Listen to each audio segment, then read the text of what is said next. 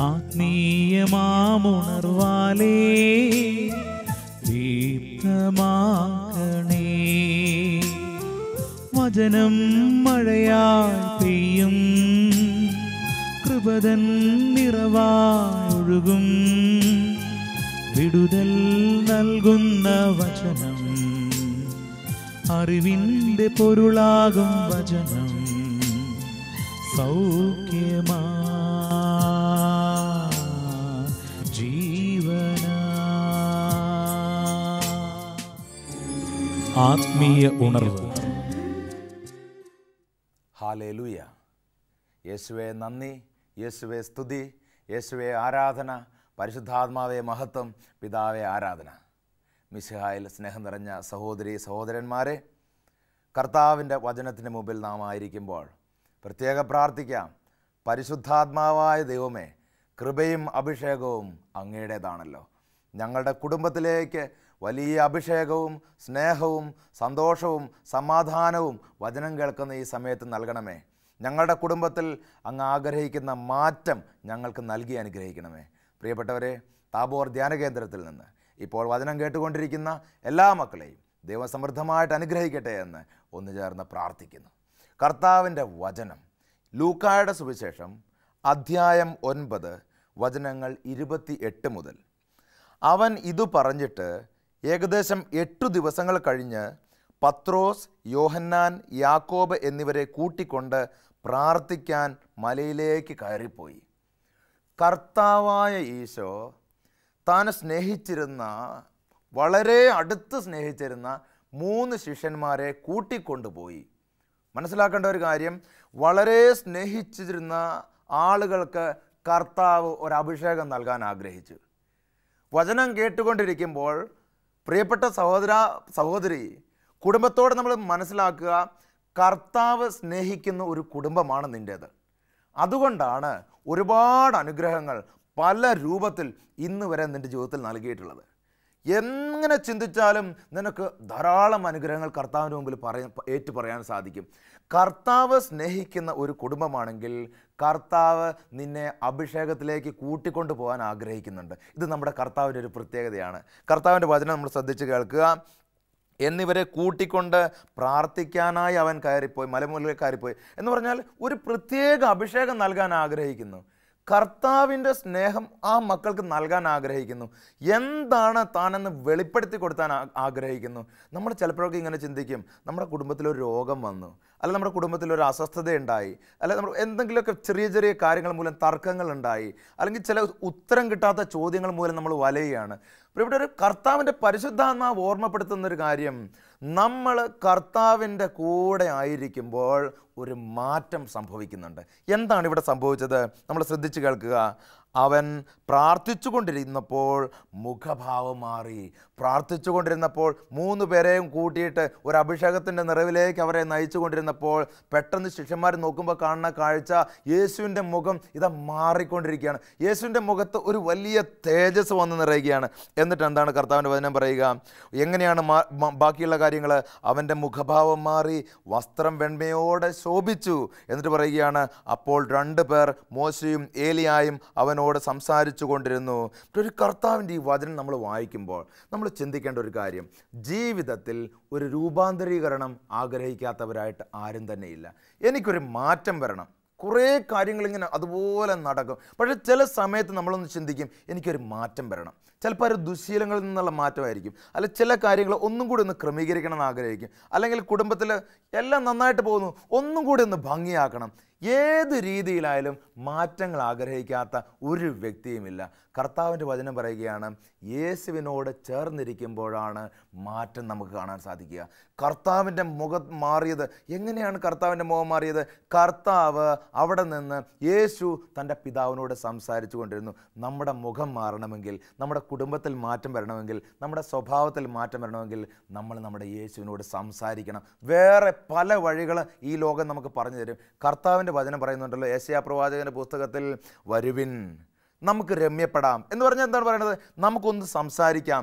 നിൻ്റെ മുഖം ഒരുപാട് മാറിയിട്ടുണ്ട്, നിൻ്റെ കുടുംബം ഒരുപാട് മാറിയിട്ടുണ്ട്, നിൻ്റെ വ്യക്തിബന്ധങ്ങൾ ഞാൻ അറിയാത്ത പല കാര്യങ്ങളും നീ ചേർത്ത് വെച്ചിട്ടുണ്ട്, എല്ലാം മാറിയിട്ടുണ്ട്. കർത്താവ് പറയാണ്, വരുവിൻ നമുക്ക് രമ്യപ്പെടാം, നമുക്കൊന്ന് മാറ്റത്തെക്കുറിച്ച് ചിന്തിക്കാം. കർത്താവ് പറയുന്ന അടുത്ത വചനം വളരെ വളരെ അഭിഷേകം തരിക പ്രിയപ്പെട്ടവരെ. കർത്താവ് പറയുകയാണ്, നിൻ്റെ പാപം കടും ചുമപ്പാണെങ്കിലും ഇതാ അത് തൂമഞ്ഞ് പോലെ വെണ്മയുള്ളതായി മാറും, രക്തപങ്കിലമാണെങ്കിലും ഞാനത് കഴുകി തുടച്ച് വൃത്തിയാക്കും. കർത്താവ് നൽകുന്ന മാറ്റത്തിൻ്റെ ആഴം നമ്മൾ മനസ്സിലാക്കുക. എത്ര വലിയൊരു പ്രതിസന്ധി ഘട്ടത്തിൽ പാപത്തിൻ്റെ സാഹചര്യത്തിൽ മുങ്ങിക്കുളിച്ച് നിൽക്കുന്ന വ്യക്തിയെ കർത്താവായ യേശു വിളിച്ചിട്ട് പറയുകയാണ്, വാ നമുക്കൊന്ന് രമ്യപ്പെട്ട് സംസാരിക്കാം, അപ്പുറം ഇപ്പുറം ഇരുന്ന് നമുക്ക് സംസാരിക്കാം, കാര്യങ്ങൾ അങ്ങ് ക്ലിയർ ആക്കാം. എന്നിട്ട് പറയാം, ഞാനിതെല്ലാം മാറ്റാം. ഒരു മാറ്റം നീ ആഗ്രഹിക്കുന്നുണ്ടെങ്കിൽ ദൈവത്തെ കൂടാതെ എല്ലാ മാറ്റങ്ങളും പൂർണ്ണമായിട്ടും അതൊരു നന്മയ്ക്ക് വേണ്ടിയിട്ടാണ് നമ്മൾ ചിന്തിക്കാൻ പാടില്ല പ്രിയപ്പെട്ടവരെ. കർത്താവിൻ്റെ വചനത്തിന് മുമ്പിലിരിക്കുമ്പോൾ കർത്താവിൻ്റെ വചനം പറയുന്നതാണ്, യേശു പിതാവിനോട് സംസാരിച്ചു കൊണ്ടിരുന്നപ്പോൾ ഈ ഭൂമിയിലെ ഒരലക്കുകാരനും വെളുപ്പിക്കാൻ കഴിയാത്ത അത്തരത്തിൽ അവൻ്റെ വസ്ത്രം വെണ്മയോടെ കാണപ്പെട്ടു എന്ന് പറയുന്നത്. എന്ന് പറഞ്ഞാൽ കൃപയുടെ നിറവ്. പിതാവുമായിട്ട് സംസാരിച്ചപ്പോൾ യേശുവിന് കൃപയുടെ നിറവ്. ഞാൻ പറയട്ടെ, കുടുംബത്തിലെ അസ്വസ്ഥതകൾ, അതിനപ്പുറത്ത് നമുക്കൊരു മാറ്റം വരണമെന്ന് ആഗ്രഹിക്കുന്നുണ്ടെങ്കിൽ പ്രിയപ്പെട്ടവരെ, കർത്താവിൻ്റെ കൂടെ ഇരുന്ന് കൃപയുടെ നിറവ് നമ്മൾ സ്വീകരിച്ചേ മതിയാവൂ. ഹല്ലേലൂയ. അപ്പോൾ ചിന്തിക്കേണ്ട ഒരു കാര്യം, മാറ്റം ഏത് രീതിയിലും ആയിക്കൊള്ളട്ടെ. ഒരു രോഗമുണ്ടായി, ആ രോഗത്തിൽ നിന്ന് മാറ്റം നമുക്ക് എന്താണ്? സൗഖ്യം. അതാണ് ഒരു മാറ്റം എന്ന് പറയുന്നത്, അല്ലേ? ഇനി വേറൊരു സാമ്പത്തിക പ്രതിസന്ധിയിൽ നിൽക്കുകയാണ്, കർത്താവ് അതിൽ ഇടപെട്ടിട്ട് ഒരു പുതിയ ശക്തി കിട്ടി, ബിസിനസ്സൊക്കെ ഒന്ന് പച്ച പിടിച്ച്, അല്ലെങ്കിൽ ഒരു നല്ല ജോലിയൊക്കെ കിട്ടി കുടുംബത്തോടുകൂടി സന്തോഷിക്കണം. ഈ ഒരു മാറ്റം നമ്മൾ ആഗ്രഹിക്കും. അല്ലെങ്കിൽ കുടുംബത്തിൽ ജീവിത പങ്കാളിയായിട്ടുള്ള ബന്ധം മുറിഞ്ഞിരിക്കുകയാണ്, ഒന്ന് സന്തോഷമായിട്ട് ഒരു നല്ലൊരു ബന്ധത്തിലേക്ക് കടന്നു വന്ന് കുടുംബ സ്വർഗമായിട്ട് മാറാം. ഇതൊരു മാറ്റമല്ലേ? പല രീതിയിൽ മാറ്റം ആഗ്രഹിക്കുന്നു. നമ്മൾ മനസ്സിലാക്കണം, ഏത് രീതിയിലുള്ള മാറ്റത്തെ കർത്താവ് ബഹുമാനിക്കുന്നുണ്ട്. കർത്താവ് ഒരു വ്യക്തി പാപമംഗലമായ ജീവിതത്തിൽ കഴിയുന്നു, ആ വ്യക്തിയെ തിരിച്ചു കൊണ്ടുവന്നു സ്വർഗം തരുന്നു. ഈ ഒരു മാറ്റം ആഗ്രഹിക്കുന്നു ആത്യന്തികമായിട്ട്. എന്നാൽ രോഗിയായ ഒരു വ്യക്തി, ആ വ്യക്തി സുഖം പ്രാപിക്കണം, ഈ മാറ്റവും കർത്താവ് ആഗ്രഹിക്കുന്നുണ്ട്. സാമ്പത്തിക പ്രതിസന്ധി നിൽക്കുന്ന ഒരു വ്യക്തി, ആ വ്യക്തിക്ക് സാമ്പത്തികമായ ഒരു ഉന്നമനം വേണം, കർത്താവ് ഇത് ആഗ്രഹിക്കുന്നുണ്ട്. അതുകൊണ്ടാണല്ലോ അബ്രാഹത്തെ ദൈവം ഇതുപോലെ അനുഗ്രഹിച്ചത്. കർത്താവ് ഒരു വ്യക്തിയെ അനുഗ്രഹിക്കുക എന്ന് പറയുമ്പോൾ, ആ വ്യക്തിയുടെ ജീവിതത്തിൽ മാറ്റം കൊണ്ടുവരിക എന്ന് പറയുമ്പോൾ ഇങ്ങനെ ചിന്തിച്ചു വെച്ചേക്കരുത്, കർത്താവ് പാപങ്ങളെല്ലാം ക്ഷമിച്ചു, ഒന്ന് റെഡിയാക്കി തീർന്നു. അങ്ങനെയല്ല. ആത്യന്തികമായിട്ട് നിൻ്റെ ജീവിതം അത്രയും പ്രശോഭിക്കണം, നിൻ്റെ ജീവിതം കൃപ കൊണ്ട് നിറയ്ക്കണം, നിൻ്റെ ജീവിതത്തിൽ ഒരു പുതിയ ഉണർവും സന്തോഷവും പരിശുദ്ധാത്മാവിൻ്റെ ശക്തിയും കൊണ്ട് നിറയണം, വേറൊരു വ്യക്തിയായിട്ട് മാറണം. ഇതാണ് മാറ്റം എന്ന് പറയുന്നത്. അതുകൊണ്ട് പൗലോസ്ലീഹ പറഞ്ഞു വെച്ചല്ലോ, ഞാൻ ക്രിസ്തുവിനോടുകൂടെ ക്രൂശിതനായിരിക്കുന്നു, ഇനി ഞാനല്ല ക്രിസ്തുവാണ് എന്നിൽ ജീവിച്ചിരിക്കുന്നത് എന്ന് പറഞ്ഞാൽ പൗലോസ്ലീഹായെ പിന്നീട് നോക്കുന്ന ഓരോ വ്യക്തിയും കാണുന്നത് ഇതാ മുഖത്ത് പ്രകാശം. സ്തേഫാനോസിനെ കണ്ട വ്യക്തികൾ എന്താ പറഞ്ഞത്? സ്തേഫാനോസ് മരിക്കാൻ പോവുകയാണ്. സ്തേഫാനോസിൻ്റെ മുഖത്ത് നോക്കിയപ്പോൾ ആളുകൾ പറയാം, ഇതാ മാലാഖിയുടെ മുഖം പോലെ അവൻ്റെ മുഖത്ത് പ്രകാശം, ഇവൻ സ്വർഗം കാണുകയാണ് എന്ന് പറഞ്ഞാൽ കർത്താവ് തൊട്ട വ്യക്തികൾ, കർത്താവിനെ അറിഞ്ഞ വ്യക്തികളുടെ ജീവിതത്തിൽ ഉണ്ടാകുന്ന മാറ്റം എന്ന് പറയുന്നത് ഒരു രോഗസൗഖ്യം മാത്രമല്ല, അല്ല ഒരു സാമ്പത്തിക പ്രതിസന്ധിയെ മറികടക്കുന്നത് മാത്രമല്ല, കുടുംബത്തിലെ ചെറിയൊരു സമാധാനം മാത്രമല്ല, പരിപൂർണമായിട്ടുള്ള ഒരു മാറ്റം. ഈ ഭൂമിയിൽ ഏത് വ്യക്തി നിന്നെ നോക്കിയാലും നിന്നിൽ സന്തോഷം കണ്ടെത്തും. ഏത് വ്യക്തി നിൻ്റെ അടുത്ത് വന്ന് സംസാരിച്ചാലും ആ വ്യക്തി അനുഗ്രഹം പ്രാപിക്കപ്പെടും. അതുകൊണ്ട് ചിന്തിക്കുക, എങ്ങനെയാണ് ഈ അനുഗ്രഹത്തിൻ്റെ നിറവിലേക്ക് എനിക്ക് വരാൻ സാധിക്കുക? കർത്താവ് ആഗ്രഹിക്കുന്നു നിന്നെ അനുഗ്രഹം കൊണ്ട് നിറയ്ക്കണം, നിന്നെ സമാധാനം കൊണ്ട് നിറയ്ക്കണമെന്ന്. നമ്മൾ ചിന്തിക്കേണ്ട ഒരു കാര്യം, 2000 വർഷങ്ങൾക്ക് മുമ്പ് കർത്താവ് ഈ ഭൂമിയിലേക്ക് കടന്നു വന്നപ്പോൾ ഏറ്റവും വലിയൊരു മാറ്റത്തിന് കർത്താവ് തിരികൊളുത്തി. എന്താണത്? സ്വർഗം വിട്ട് ഭൂമിയിലേക്കൊരു മാറ്റം. ഏത് മാറ്റവും നിന്നിൽ ദൈവം ആഗ്രഹിക്കുന്നു. നീ ചിന്തിക്കരുത് ഇതൊരു അസാധ്യമായിട്ടുള്ള കാര്യമാണ്, ഇതൊന്നും നടക്കാൻ പോണ കാര്യമല്ല, ഇതൊക്കെ എത്രയോ കാലം ഞാൻ പരീക്ഷിച്ചറിഞ്ഞതാണ്, ഇനി ഇതൊന്നും രക്ഷയില്ല. ഇങ്ങനെ ഒരു വിശ്വാസിയാണ് നീയെങ്കിൽ നീ അത് ഒരിക്കലും ചിന്തിക്കാൻ പാടില്ല. കാരണം ഏറ്റവും വലിയ മാറ്റം ദൈവം നിൻ്റെ മുമ്പിൽ കാണിച്ചു തന്നിട്ടുണ്ട്. എന്താണ് മാറ്റം? പിതാവായ ദൈവത്തിൻ്റെ അടുത്ത് നിന്നും ഇതാ സ്വർഗം വിട്ടിട്ട് ഇതാ ആ ദൈവം ഭൂമിയിൽ വന്ന് മനുഷ്യനായിട്ട് അവതരിച്ചു. ഇതിൽ കൂടുതലൊരു മാറ്റം പ്രിയപ്പെട്ടവരെ നമുക്ക് എന്താണ് കാണേണ്ടത്? നമ്മുടെ കണ്ടുകൊണ്ട് ഇത്രയും വലിയൊരു മാറ്റം ദൈവം നമുക്ക് കാണിച്ചു തന്നില്ലേ?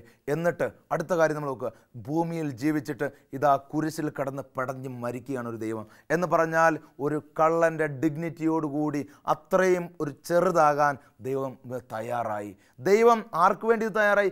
ഈ മാറ്റത്തിലേക്ക് ദൈവം ചുവട് വെച്ചത് നമ്മുടെ രക്ഷയ്ക്ക് വേണ്ടിയിട്ട്. എന്ന് പറഞ്ഞാൽ ഇപ്പം നീ അനുഭവിക്കുന്ന ഈ വിഷമം ഉണ്ടല്ലോ, ഇപ്പം നീ അനുഭവിക്കുന്ന ഒരു പ്രതിസന്ധി ഉണ്ടല്ലോ, ഇപ്പം നീ ആത്മഹത്യക്ക് തയ്യാറെടുത്തുകൊണ്ട് വിഷക്കുപ്പി കയ്യിൽ വെച്ചിരിക്കുന്ന ചില സാഹചര്യങ്ങളൊക്കെ ഉണ്ടല്ലോ, ഇതിൽ നിന്ന് നിനക്കൊരു മാറ്റം ഉണ്ടാകാൻ വേണ്ടി ദൈവമായ കർത്താവ് കള്ളനെ പോലെ കുരിശിൽ തൂങ്ങി മരിച്ചു. ഇതൊരു വലിയ മാറ്റം. പ്രതിസന്ധിയിൽ നിൽക്കുന്ന വ്യക്തി കാൽവരിയുടെ മുകളിൽ പോയിട്ട് ഈ കുരിശിലേക്ക് നോക്കിയ പ്രിയപ്പെട്ട സഹോദര, പ്രിയപ്പെട്ട സഹോദരി, നിനക്കൊരു മാറ്റം ഉണ്ടാകും. നിൻ്റെ മാറ്റം എന്ന് പറയുന്നത് ചെറിയ ഒരു നിമിഷത്തെ മാറ്റമല്ല.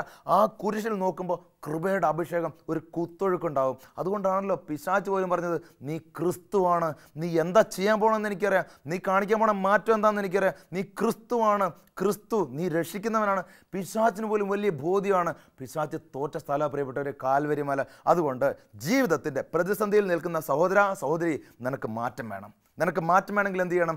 കർത്താവിനെ കൂടെ കൂട്ടണം. നീ കർത്താവിനെ നോക്കണം, കർത്താവിനോട് സംസാരിക്കണം. ഇതാ ഇവിടെ നോക്കുക, യേശു പിതാവുമായിട്ട് സംസാരിച്ചു കൊണ്ടിരുന്ന സമയത്ത് ഇതാ ഇവരെല്ലാം അത്ഭുതത്തോടെ കാണുകയാണ്. നീ നിൻ്റെ യേശുവിനോട് പ്രതിസന്ധി ഘട്ടത്തിൽ സംസാരിക്കുന്ന സമയത്ത് ഇതാ നിൻ്റെ ചുറ്റുമുള്ള നാട്ടുകാർ, നീ ജോലി ചെയ്യുന്ന സ്ഥലത്തെ ആളുകൾ വലിയ അത്ഭുതത്തോടെ നിന്നെ നോക്കുന്ന ഒരു സാഹചര്യമുണ്ട്. കർത്താവിൻ്റെ അനുഗ്രഹം നമ്മൾ സ്വീകരിക്കണം പ്രിയപ്പെട്ടവരെ.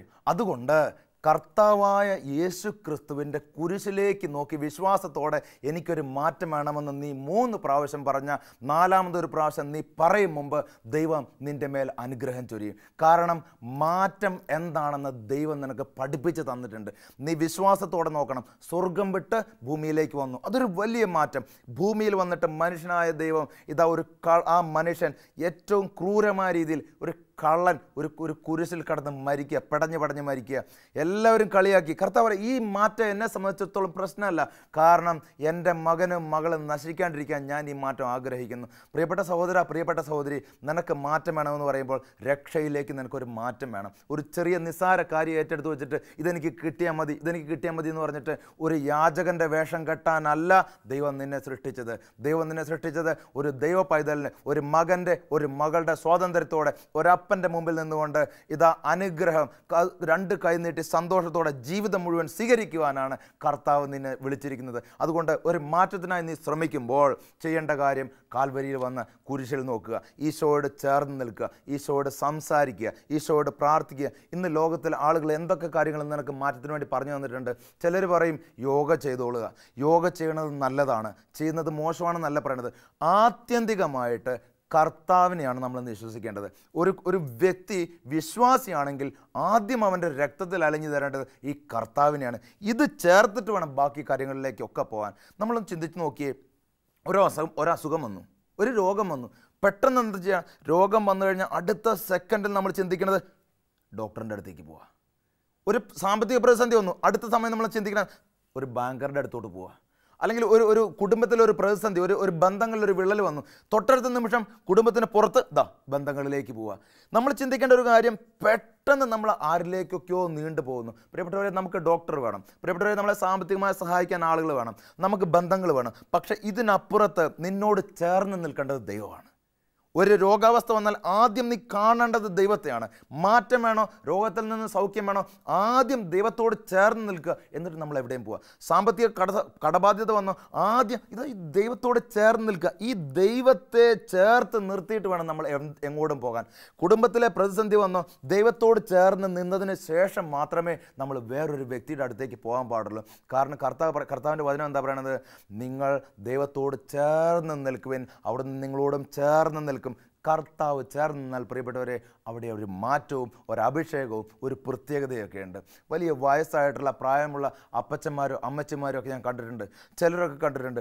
മരിക്കുന്ന സമയത്ത് പോലും എന്തോ ഒരു ആനന്ദമാണ് അവർക്ക്, എന്തോ ഒരു സന്തോഷമാണ്. അവർ കൊന്തയൊക്കെ കയ്യിൽ പിടിച്ചിങ്ങനെ കൊന്ത ചൊല്ലി വളരെ സന്തോഷത്തോടെ ആയിരിക്കുന്ന വല്യപ്പന്മാരെ വല്യമ്മച്ചിമാരെയൊക്കെ ഞാൻ കണ്ടിട്ടുണ്ട്.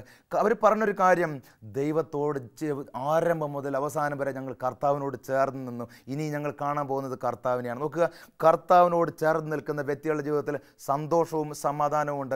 ഇന്ന് സമാധാനമില്ലാത്ത രാത്രി നിനക്കുണ്ടെങ്കിൽ, സങ്കടം നിറഞ്ഞ രാത്രി ഉണ്ടെങ്കിൽ, ചെയ്യേണ്ട കാര്യം, മാറ്റം ആഗ്രഹിക്കുന്നുണ്ടെങ്കിൽ കർത്താവിനോട് നമുക്ക് ചേർന്ന് നിൽക്കാൻ സാധിക്കണം, കർത്താവിനോട് നമുക്ക് സംസാരിക്കാൻ സാധിക്കണം. മൂന്നാമതായ ഒരു മാറ്റം നമ്മൾ കർത്താവിൽ കാണുന്നത് എന്താണെന്നറിയാവോ? ഈശോ ഇതാ അന്ത്യാത്താഴ വേളയിൽ ഇതാ ഒരു അപ്പം എടുത്ത് പറയുകയാണ്, ഇതെൻ്റെ ശരീരം, ഇതെൻ്റെ രക്തം. പറഞ്ഞിട്ട് അവിടെ വെച്ച് തീർന്നില്ല. ഇതെവിടെയാണ് അവസാനിച്ചത്? ഇത് അന്ത്യാത്താഴവേള, അതിൻ്റെ ആ ഒരു ബലിയുടെ പൂർത്തീകരണം നമ്മൾ കാൽവരി കുരിശിൽ കാണുക.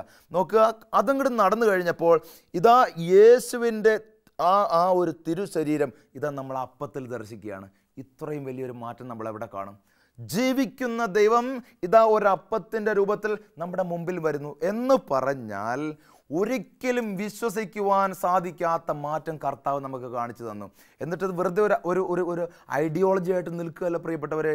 ഇന്ന് 10,000 ലക്ഷക്കണക്കിന് ആളുകൾ ഇതാ ഈ തിരുവോസ്തിയുടെ മുമ്പിൽ വന്ന് നിന്ന് പ്രാർത്ഥിച്ച് ആരാധിച്ച് ദൈവത്തെ സ്തുതിച്ച് മഹത്വപ്പെടുത്തുമ്പോൾ ഇതാ വലിയ വലിയ അത്ഭുതങ്ങൾ, വലിയ വലിയ അടയാളങ്ങൾ ഇവരുടെ ജീവിതത്തിലൊക്കെ നടക്കുന്നു. അപ്പോൾ എന്താണ് ഇതിനർത്ഥം? ഈ തിരുവോസ്തിയിൽ സത്യമായും കർത്താവ് എഴുന്നള്ളിയിട്ടുണ്ടെന്ന് ഒരാളോ രണ്ടാളോ അല്ല, കോടിക്കണക്കിന് ആളുകൾ ഇന്ന് വിശ്വസിക്കുക. അതൊരു സത്യമാണ് പ്രിയപ്പെട്ടവരെ. ബൈബിളിലെ സത്യം, കത്തോലിക്ക സഭ പഠിപ്പിക്കുന്ന സത്യം, ഞാനും നിങ്ങളും അനുഭവിച്ചറിഞ്ഞ സത്യം. നോക്കുക, ഇതൊരു വലിയ മാറ്റമല്ലേ? നമുക്ക് ഈ ഒരു മാറ്റത്തിൽ നമുക്കൊരു അനുഭവം വേണ്ടേ? നമുക്കൊരു മാറ്റം വേണം. നമ്മുടെ കുടുംബത്തിലൊരു മാറ്റം വേണം. കുടുംബത്തിലൊരു പുതിയ സന്തോഷം വേണം. പുതിയ കുടുംബത്തിൽ ഒരു ഐക്യം വേണം.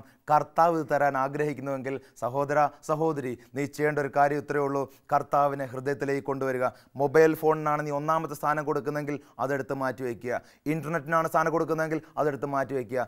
ശാരീരിക സുഖങ്ങൾക്കാണ് ഇത് കൊടുക്കുന്നതെങ്കിൽ അതെടുത്ത് മാറ്റി വയ്ക്കുക. പൈസയ്ക്കാണ് നമ്മൾ ഒന്നാം സ്ഥാനം കൊടുക്കുന്നതെങ്കിൽ നമ്മളെടുത്ത് മാറ്റി വയ്ക്കുക. ഒരു ദിവസം രാവിലെ എഴുന്നേറ്റ് നമ്മൾ ചിന്തിക്കണം, ഞാൻ ആദ്യം ചിന്തിക്കുന്ന കാര്യം എന്താണ്? അതിന് നമ്മളൊരു പ്രാധാന്യം കൊടുക്കുന്നുണ്ട്. നമ്മൾ അറിയാതെ കൊടുക്കുന്ന പ്രാധാന്യമുണ്ട്. ആദ്യം എഴുന്നേറ്റ ഉടനെ ദൈവത്തോടു കൂടി ചേർന്ന് ആ ദിവസം തുടങ്ങുക. കർത്താവിൻ്റെ വചനം എന്താ പറയുന്നത്? മനുഷ്യർക്ക് അസാധ്യമായത് ദൈവത്തിന് സാധ്യമാണ്. നിൻ്റെ ജീവിതത്തിൽ നീ ആഗ്രഹിക്കുന്ന മാറ്റം ദൈവത്തിന് മാത്രമേ പൂർണ്ണതയിൽ തരാൻ സാധിക്കുകയുള്ളൂ. പ്രിയപ്പെട്ട സഹോദര, സ്വർഗത്തിൽ നിന്ന് മനുഷ്യനായി ഭൂമിയിൽ വന്ന ദൈവം, ആ മാറ്റം നീ കാണണം. ആ മനുഷ്യൻ ഇതാ ദൈവം ഒരു കുരിശിൽ കള്ളനെ പോലെ സഹനങ്ങൾ ഏറ്റെടുത്ത് മരിച്ചത്, ആ മാറ്റം നമ്മൾ കാണണം. ഇതാ ആ ദൈവം ഒരപ്പത്തിൻ്റെ രൂപത്തിൽ എൻ്റെയും നിങ്ങളുടെയും മുമ്പിൽ അനുഗ്രഹം വാരി വിതറിക്കൊണ്ട് ഇന്നും ജീവിക്കുന്നു. ഈ മാറ്റം കാണണം. ഈ മാറ്റങ്ങളുടെ അത്ഭുതകരമായ ഈ മാറ്റങ്ങളുടെ മധ്യത്തിലേക്ക് വിശ്വാസത്തോടെ നീ ചുവടുകൾ വെച്ചാൽ നിൻ്റെ ജീവിതത്തിലെ എല്ലാ പ്രതിസന്ധികളുടെ മേലും കർത്താവ് ഇതാ കടന്നു വരും. ഒറ്റപ്പെടുന്ന വ്യക്തിയാണ് നീ തോന്നുന്നുണ്ടെങ്കിൽ പ്രിയപ്പെട്ട സഹോദര, പ്രിയപ്പെട്ട സഹോദരി, നീ എന്ത് ചെയ്യണം? കാൽവരി കുരിശിൻ്റെ മുകളിൽ നീ വരണം. എന്നിട്ട് കുരിശിൽ നോക്കി പ്രാർത്ഥിക്കണം. ചിലരൊക്കെ ഞാൻ കണ്ടിട്ടുണ്ട് പ്രിയപ്പെട്ടവരെ, ഇതാ ഈ ക്രൂശ് രൂപം എടുത്തു വെച്ചിട്ട് ഈശോയെ നോക്കി പ്രാർത്ഥിക്കും, കണ്ണുനീരോടെ പ്രാർത്ഥിക്കും. അവർ പറയുന്ന സത്യം എന്താണെന്നറിയോ? ഒറ്റപ്പെടുന്ന വേദനയിൽ ഈ കുരിശിൽ നോക്കുമ്പോൾ എന്തെന്നില്ലാത്തൊരു ശക്തി ഈ കുരിശിൽ നിന്ന് ഞങ്ങൾക്ക് കിട്ടുന്നു. വാസ്തവത്തിൽ കിട്ടുന്ന ശക്തി എവിടെയാണ്? ഈ ഒരു മരക്കുരിശിൻ്റെ ശക്തിയല്ല. കാൽവരിയിൽ 2000 വർഷങ്ങൾക്ക് മുമ്പുണ്ടായ ആ ഒരു മാറ്റത്തിൻ്റെ ശക്തി ഇന്ന് ദൈവം നിൻ്റെ കുടുംബത്തിൽ തരാൻ ആഗ്രഹിക്കുന്നു. കർത്താവായ യേശുവിൻ്റെ കുരിശിൻ്റെ ചോട്ടിൽ നിന്ന് പ്രാർത്ഥിക്കുന്ന ഒരു വ്യക്തി പോലും മാറ്റം അനുഭവിക്കാതെ തിരിച്ചു പോവില്ല. അതുകൊണ്ട് ഒരു കാര്യത്തെയും ഓർത്ത് സങ്കടപ്പെടാതെ, നിരാശപ്പെടാതെ, ഒറ്റപ്പെട്ടെന്ന് തോന്നാതെ കർത്താവിൻ്റെ കുരിശിൻ്റെ മുമ്പിൽ നീരുന്ന് പ്രാർത്ഥിക്കുമ്പോൾ ഇതാ അത്ഭുതവും അടയാളങ്ങളും വഴി കർത്താവ് വചനത്തിന് സാക്ഷ്യം നൽകും. യേശുവിൻ്റെ വചനം നമ്മെ പഠിപ്പിക്കുന്ന ഒരു കാര്യം ഇതാണ്: അവൻ്റെ മുഖം ഇതാ സൂര്യനെ പോലെ പ്രകാശിച്ചു, അവൻ്റെ മുഖം ഇതാ തേജോമയമായി.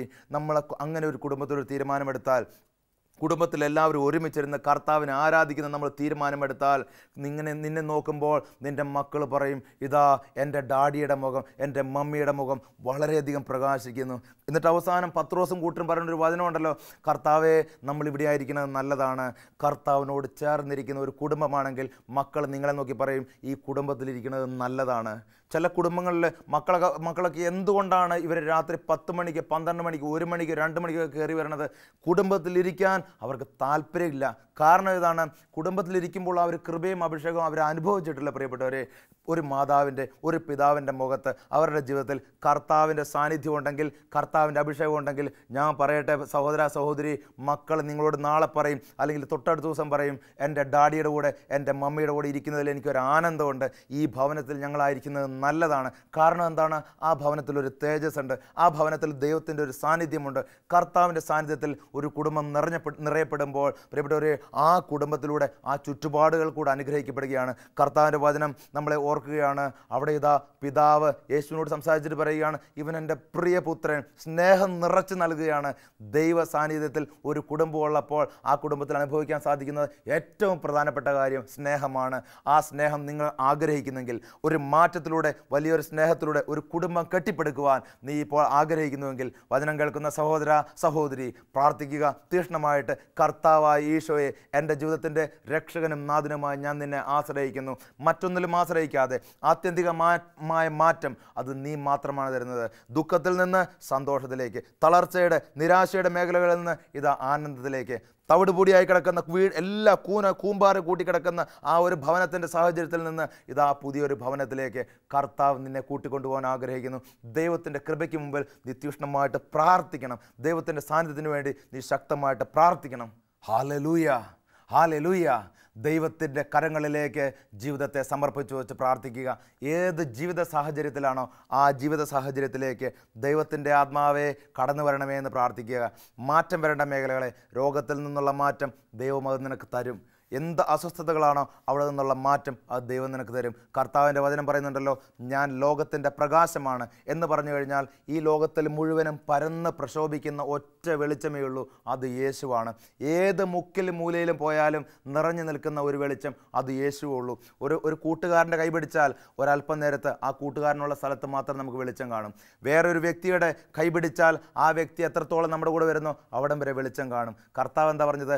ഞാൻ ലോകത്തിൻ്റെ പ്രകാശമാണ്. എല്ലായിടത്തും പരക്കുന്ന ഈ പ്രകാശം, നമ്മൾ ഈ പ്രകാശത്തോട് ചേർന്ന് നിൽക്കുമ്പോൾ അന്ധകാരത്തിൻ്റെ ശക്തികൾ, പൈശാചിക സാന്നിധ്യങ്ങൾ, സ്വാധീനങ്ങൾ എല്ലാം തകർക്കപ്പെടും. അവിടെയാണ് മാറ്റം എന്ന് പറയുന്നത്. ഈ പ്രകാശം നമ്മൾ സ്വീകരിക്കുക. കർത്താവ് പറഞ്ഞല്ലോ, ആർക്കെങ്കിലും ദാഹിക്കുന്നുണ്ടെങ്കിൽ അവൻ എൻ്റെ അടുത്ത് വന്ന് കുടിക്കട്ടെ എന്ന് പറഞ്ഞാൽ എന്താണ്? തനിക്ക് നൽകപ്പെടാൻ പോകുന്ന വലിയ ആത്മാവിൻ്റെ അഭിഷേകം, ഒരിക്കലും വറ്റാത്ത ഉറവ. ഇങ്ങനെ ഒരു ഉറവ ഈ ഭൂമിയിൽ എവിടെയില്ല പ്രിയപ്പെട്ടവരെ. അന്ധകാരത്തെ മാറ്റുന്ന പ്രകാശം അത് യേശു. ലോകം മുഴുവനും എവിടെയായിരുന്നാലും നിനക്ക് ദാഹിക്കുമ്പോൾ ദാഹജലം തരുന്ന കർത്താവ്, ആ കർത്താവ് മാത്രമേ ഉള്ളൂ. ദാഹജലം എന്ന് പറഞ്ഞാൽ ഒരു മാറ്റമാണ് പ്രിയപ്പെട്ടവരെ. എനിക്കൊരു മാറ്റം വേണം, ഞാൻ ആഗ്രഹിക്കുന്നു, ഞാൻ ദാഹിക്കുന്നു. കർത്താവെ, ഞാൻ ദാഹിക്കുകയാണ്, ഒരു മാറ്റം. കർത്താവ് പറയുക, എൻ്റെ അടുത്ത് വന്ന് കുടിക്കുക. മാറ്റത്തിന് വേണ്ടി നീ വേറെ എവിടെയും പോയി പരിശ്രമിക്കേണ്ട, കർത്താവിൻ്റെ അടുത്ത് വരിക. എങ്ങനെ കർത്താവിൻ്റെ അടുത്ത് വരും? ഒരു ദിവസം കർത്താവിന് വേണ്ടി നമ്മൾ കുറച്ച് സമയം മാറ്റിവെക്കുക. കുടുംബത്തോടെയാണോ? വൈകുന്നേരങ്ങളിൽ ഒരു അരമണിക്കൂർ കർത്താവിന് വേണ്ടി മാറ്റിവെക്കുക. നീ വേറെ ഒരു ജോലി സ്ഥലത്തേക്ക് പോവുകയാണോ? ജോലി ചെയ്യുന്നതിന് മുമ്പ് ഒരു മിനിറ്റ് കർത്താവിന് വേണ്ടി മാറ്റിവെച്ച് പ്രാർത്ഥിക്കുക. ജോലി കഴിഞ്ഞ് തിരിച്ചു വരുന്ന സമയമാണോ? മനസ്സിലാക്കണം, ഇതെൻ്റെ കുടുംബമാണ്, എൻ്റെ കർത്താവ് തന്ന കുടുംബമാണ്. പുറത്തു നിന്നുള്ള സകല പൈശാചിക സാന്നിധ്യങ്ങളും സ്വാധീനങ്ങളും എൻ്റെ കുടുംബത്തിൽ ഞാൻ കയറാൻ സമ്മതിക്കുകയില്ല. കുടുംബത്തിലേക്ക് ഒരു സ്റ്റെപ്പ് എടുത്ത് വെക്കുന്നതിന് മുമ്പ് കുടുംബത്തിൽ അവന് മുമ്പ് ഇരുന്നിട്ട് ഒരു 10 സെക്കൻഡ് പ്രാർത്ഥിക്കുക. എൻ്റെ ഈശോയെ എൻ്റെ കുടുംബത്തിൽ നിറയണമെന്ന് പ്രാർത്ഥിക്കുക. ഇതാ വലിയ മാറ്റം തുടങ്ങുകയായി, വലിയ അഭിഷേകം തുടങ്ങുകയാണ്. പ്രതിസന്ധി ഘട്ടങ്ങളിലേക്ക് കർത്താവിനെ വിളിച്ചു വരുക. കുരിശെടുത്ത് വെച്ചിട്ട് ചില സമയത്തൊക്കെ ഇരുന്ന് പ്രാർത്ഥിക്കുക. കാൽവരിയിൽ നിന്ന് നിനക്ക് ശക്തി ലഭിക്കും. ആ സ്നേഹത്തിൻ്റെ നിറവിൽ നിൻ്റെ കുടുംബം പുതിയതായിട്ട് പണിയപ്പെടും. എല്ലാ അസ്വസ്ഥതകളും, എല്ലാ ബന്ധനങ്ങളും, എല്ലാ പ്രതിസന്ധികളും കർത്താവിന് മുമ്പിൽ നിഷ്പ്രഭമായി മാറും. യേശു പറഞ്ഞ വചനം നമ്മൾ എപ്പോഴും ഓർത്തിരിക്കണം. ഞാൻ ലോകത്തിലേക്ക് വന്നിരിക്കും, സ്വർഗത്തിൽ നിന്ന് വന്ന ജീവനുള്ള അപ്പമാണ്. ജീവനുള്ള അപ്പം, സ്വർഗത്തിൽ നിന്ന് ഇറങ്ങി വന്ന മാറ്റം. എന്താണ് മാറ്റം? സ്വർഗത്തിൽ നിന്ന് ഇറങ്ങി വന്ന ദൈവം. എന്താണ് മാറ്റം? ജീവനുണ്ട്. എന്ത് ജീവൻ? എൻ്റെ ജീവിതത്തിലെ ഉണങ്ങിയ സാഹചര്യങ്ങളിൽ ജീവൻ തരാൻ സ്വർഗത്തിൽ നിന്ന് വന്ന മാറ്റം. അതാണ് എൻ്റെ കർത്താവ്. ആ കർത്താവ് ഉണങ്ങിയ ജീവിത സാഹചര്യങ്ങളിൽ, തകരുന്ന ജീവിത സാഹചര്യങ്ങളിൽ നിനക്ക് ശക്തി പകരും. മലമുകളിൽ യേശു ശിഷ്യന്മാരെ കൂട്ടിക്കൊണ്ടുപോയി തൻ്റെ ആ രൂപാന്തരീകരണം അവർക്ക് ദർശനം നൽകിയപ്പോൾ അവരനുഭവിച്ച ഒരു സന്തോഷവും സമാധാനമുണ്ടല്ലോ. നിൻ്റെ കർത്താവിനോട് ചേർന്ന് ജീവിതം നയിക്കുമ്പോൾ നിൻ്റെ കുടുംബം അനുഭവിക്കുന്ന ഒരു സന്തോഷമുണ്ട്, നിന്നെ ചുറ്റുപറ്റിയുള്ളവർ അനുഭവിക്കുന്ന ഒരു സന്തോഷമുണ്ട്. ഒരു മാറ്റമുണ്ടാവട്ടെ. കർത്താവിനോട് ചേർന്ന് നിൽക്കാം, കർത്താവിനെ ആരാധിക്കാം, കുടുംബത്തിൽ കർത്താവിൻ്റെ സാന്നിധ്യം അനുഭവിക്കാം. യേശുവിനോട് കൂടി മാത്രമേ മാറ്റമുള്ളൂ. യേശുവിനെ കൂടാതെ മാറ്റമില്ല. ആത്യന്തികമായ നന്മ, ആത്യന്തികമായ സന്തോഷം, ആത്യന്തികമായ സമാധാനം, ആത്യന്തികമായ സൗഖ്യം എല്ലാം തരുന്നവൻ നമ്മുടെ കർത്താവ്. കർത്താവിൻ്റെ വചനം പറയുന്നു, കർത്താവിൻ്റെ നാമം വിളിച്ചപേക്ഷിക്കുന്നവർ രക്ഷ പ്രാപിക്കും. യേശു നാമത്തിൽ ദൈവം എല്ലാ മക്കൾക്കും വേണ്ടി ഞങ്ങൾ പ്രാർത്ഥിക്കുന്നു. യേശു നാമത്തിൽ അനുഗ്രഹിച്ച് പ്രാർത്ഥിക്കുന്നു. എല്ലാ കുടുംബങ്ങളിലും സന്തോഷവും സമാധാനവും നിറയട്ടെ എന്ന് പ്രാർത്ഥിക്കുന്നു. ഇപ്പോഴും എപ്പോഴും എന്നേക്കും. ആമേൻ.